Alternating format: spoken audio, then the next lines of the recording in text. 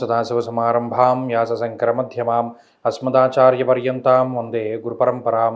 జ్యోతిషశాస్త్రాన్ని భావితరాల వారికి ప్రసాదించిన ఋషుల యొక్క పాదపద్మాలకి నమస్కారం చేసుకుంటూ, అలాగే నాకు ఈ జ్యోతిష విద్యను నేర్పిన గురువర్యులు జ్యోతిష బ్రహ్మ కీర్తిశేషులు శ్రీ ఈరంకి సూర్యనారాయణమూర్తి గారు, సూర్యశ్రీ దైవజ్ఞ గారి యొక్క పాదపద్మాలకి నమస్కారం చేసుకుంటూ, ఓం శ్రీ మహాగణాధిపతి నమః, శ్రీ గురుభ్యో నమః, హరి ఓం.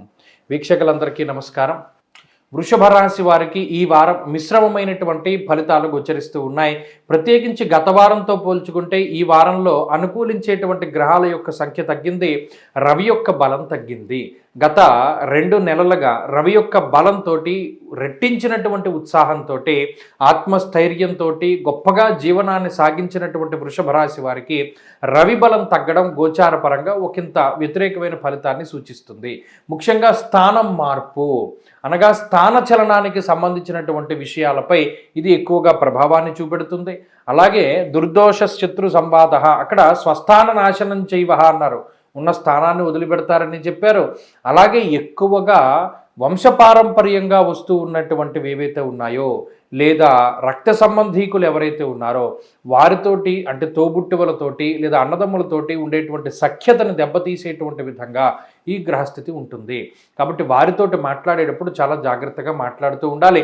ఎంతవరకు అవసరమో అంతవరకే మాట్లాడాలి, ఎంతవరకు హామీ ఇవ్వగలరో అంతవరకు హామీ ఇవ్వాలి, భరోసా ఇవ్వాలి.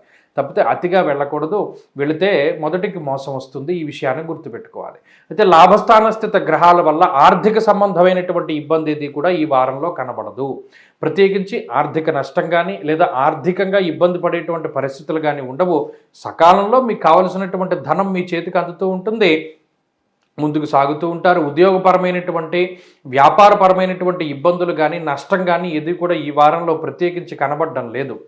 అలాగే వృషభ రాశి వారికి ఏమవుతుంది అంటే ఇక్కడ కొంత డీలా పడడానికి అవకాశం ఉంటుంది. అంటే సరైనటువంటి సపోర్ట్ దొరకకపోవడము, లేదా గతంలో మీకు ఉన్నటువంటి భరోసా ఇప్పుడు లేకపోతూ ఉండడము, లేదా గతంలో మీ మీద మీకే ఉండేటువంటి విశ్వాసం ఇప్పుడు తగ్గుతూ ఉండడము, లేదా కొంత ఓపిక తగ్గినట్టు అనిపిస్తూ ఉండడము, ఇత్యాది విషయాల పట్ల కొంత జాగ్రత్తగా ఉండడం.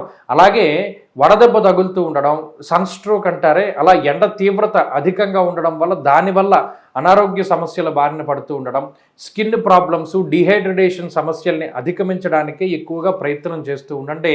అలాగే వృషభ రాశి వారికి ఈ వారంలో ఉండేటువంటి గ్రహస్థితి కొంత ఆరోగ్య పరిస్థితులు, కొంత మానసిక పరిస్థితులు ఇబ్బందికరంగా ఉండొచ్చు. మినహాయించి మిగతావన్నీ బాగున్నాయి. అంటే ఉద్యోగ, వ్యాపార, వ్యవహార, వ్యవసాయాదులన్నీ కూడా చాలా చక్కగానే ఉంటాయి. వాటిలో ఏ విధమైన ఇబ్బంది రాదు. కానీ ఒకానొక ఎగలో ఏదైతే మీరు చేద్దాం అనుకున్నారో అవి మీకు సాగకుండా ఇబ్బంది పెడుతూ ఉంటుంది. వృషభ రాశి వారు ఈ వారం మరింత అనుకూలమైనటువంటి ఫలితాన్ని సాధించడానికి ఎక్కువగా సూర్యారాధన చేస్తూ ఉండడం చెప్పదగినటువంటి సూచన. ఈ వారంలో కలిసొచ్చేటువంటి రోజు బుధవారంగా చెప్పవచ్చును. అదృష్ట సంఖ్య 2, అదృష్ట వర్ణము లేత ఆకుపచ్చ రంగు. తదుపరి మిథున రాశి.